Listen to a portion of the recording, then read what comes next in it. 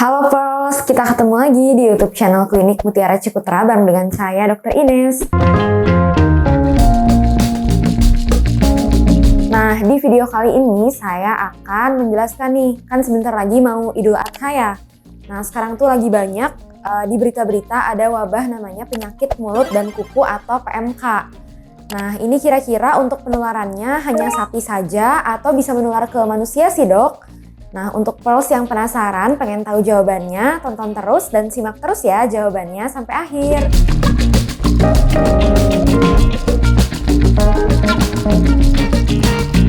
Nah, untuk penyakit mulut dan kuku atau PMK ini sebenarnya disebabkan karena suatu infeksi virus dari virus tipe A dari keluarga Picornaviridae atau dari genus Aptovirus. Nah, untuk penyakit mulut dan kuku atau dikenal juga dengan istilah foot and mouth disease ini memang dia menyerang kepada hewan-hewan ternak ya. Biasanya ini menyerang sapi, kambing, domba, rusa, unta, babi, terus juga menyerang hewan-hewan liar lainnya. Kayak misalnya gajah, jerapah. Nah, ini bisa juga tertular dari penyakit mulut dan kuku. Nah, untuk sekarang sebenarnya penyakit mulut dan kuku atau PMK ini sebenarnya dulu memang sudah pernah mewabah. Nah, tapi baru-baru ini kembali mewabah lagi termasuk di Indonesia. Nah, untuk tingkat kematian dari si penyakit mulut dan kuku ini hanya kecil ya, hanya sekitar 1-5%. Tetapi untuk tingkat kesakitannya ini cukup tinggi, bisa sampai 100%. Makanya bisa memunculkan gejala-gejala yang bisa dibilang sih cukup parah ya pada hewan-hewan ternak. Nah, biasanya untuk masa inkubasi dari hewan yang terinfeksi si penyakit mulut dan kuku ini berlangsung sekitar 1-14 hari. Dan biasanya bisa muncul berbagai gejala pada hewan-hewan ternak seperti misalnya dari tadi ya, sapi, kambing, domba, babi. Nah, ini biasanya muncul gejala-gejala seperti hewan-hewan ternak ini mengalami demam yang sangat tinggi atau dikenal dengan istilah hiperpireksia. Bahkan suhunya bisa sampai mencapai 42 derajat Celcius. Terus biasanya hewan-hewan ternak ini yang terinfeksi si virus dari penyakit mulut dan kuku ini biasanya badannya udah mulai kurus ya, terus dia ada penurunan berat badan, terus biasanya kukunya terutama di kaki biasanya gampang jadi lepas. Terus juga biasanya dia ada erosi atau luka di sekitar mulut, di lidah. Nah, ini biasanya muncul pada hewan-hewan ternak. Terus juga pada sapi, terutama sapi perah, biasanya pada sapi yang terinfeksi si penyakit mulut dan kuku akan mengalami penurunan dari produksi susu. Jadi si susu perahnya ini akan dikit banget yang keluar, biasanya sekitar 2-3 harian. Nah, biasanya untuk hewan-hewan ternak ini yang memang terinfeksi dari si penyakit mulut dan kuku harus dilakukan isolasi selama 14 hari. Nanti dari Dinas Peternakan atau dari petugas yang terkait akan mengevaluasi gejala-gejala yang muncul pada hewan ternak ini yang mengalami atau yang terinfeksi penyakit mulut dan kuku. Nah, kalau gitu gimana dok untuk hewan-hewan ternak lain yang dalam kondisi yang sehat? Nah, ini sebaiknya harus dipisahkan ya dari hewan yang memang sudah terinfeksi penyakit mulut dan kuku. Jadi dari kandangnya harus dipisah. Terus kalau bisa sih hewan-hewan yang masih sehat ini harus dilakukan vaksinasi supaya tidak tertular. Terus kemudian untuk petugas yang memang dia tugasnya untuk membersihkan kandang si hewan yang terinfeksi ini, mereka harus menggunakan alat pelindung diri ataupun APD dari mulai masker, terus kemudian baju APD sampai sepatu boot supaya tidak menular kepada manusia.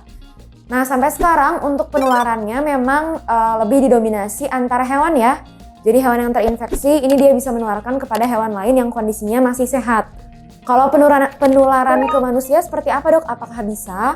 Nah, sebenarnya untuk penularan dari hewan ke manusia memang bisa, tetapi memang masih jarang. Nah, untuk penularannya ke manusia ini bisa dari tadi misalnya manusia atau karyawan yang misalnya membersihkan kandang, nah ini bisa tertular. Misalnya dia tidak sengaja habis menyentuh barang-barang di dalam kandang yang terinfeksi oleh hewan yang mengalami penyakit mulut dan kuku ini, terus tiba-tiba manusia ini misalnya menyentuh bagian mulut, bagian mata, bagian hidung secara tidak sengaja. Nah, ini bisa juga menularkan kepada manusia. Nah, untuk masa inkubasinya sendiri kalau misalnya menyerang ke manusia, ini waktunya sekitar 3-6 hari sampai dengan memunculkan gejala. Nah, biasanya gejala yang muncul pada manusia ini relatif sama seperti infeksi virus yang lainnya ya. Seperti bisa muncul adanya sakit tenggorokan, terus kemudian bisa muncul juga demam, terus kemudian juga bisa memunculkan sensasi lepuh ya di mulut, di kulit, terus bisa juga ada sensasi kesemutan di tangan dan juga di kaki. Nah, untuk pengobatannya karena misalnya ini tertular ke manusia, ini pengobatannya disesuaikan dengan infeksi virus. Jadi pengobatannya hanya sesuai dengan gejala atau obat-obatan yang diberikan sesuai gejala, tidak ada obat-obatan secara spesifik atau tidak ada obat-obatan secara khusus. Nah, yang terpenting adalah karena sekarang memang didominasi penularannya ini antar hewan ya. Jadi kalau bisa sih sebisa mungkin untuk sekarang Pearls tidak perlu untuk mengunjungi misalnya kandang ataupun hewan ternak karena dicurigai memang masih mewabah untuk penyakit ini. Apalagi sekarang terutama di Kabupaten Bandung Barat ya. Udah ada lebih dari 30 kasus nih si penyakit mulut dan kuku ini. Jadi bisa mungkin sih kalau misalnya Pearls memang mencurigai ada hewan ternak misalnya yang tiba-tiba sakit, terus tiba-tiba kok jadi kayak lemes, terus kok hewannya jadi kayak pincang. Nah ini sebisa mungkin kemungkinan hewan ini tertular dari penyakit mulut dan kuku.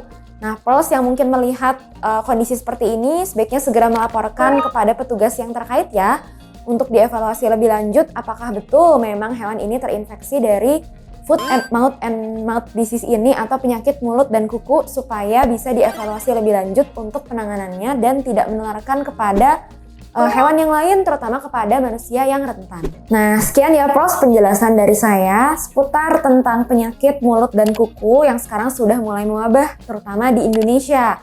Nah apalagi sekarang sudah mulai memasuki Idul Adha, jadi kita harus lebih waspada kalau misalnya ternyata kita menemukan hewan-hewan ternak dengan kondisi ataupun gejala yang tadi sudah saya jelaskan.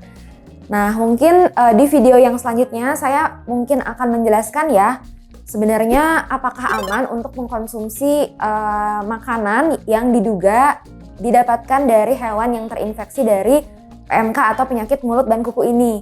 Nah jangan lupa untuk nantikan di video selanjutnya ya. Kalau misalnya Pearls suka sama video kali ini, jangan lupa untuk di like, comment, subscribe, dan juga di share ya. Dan jangan lupa untuk bagikan informasi ini kepada teman-teman Pearls yang lainnya. Sampai jumpa di video selanjutnya. Bye-bye!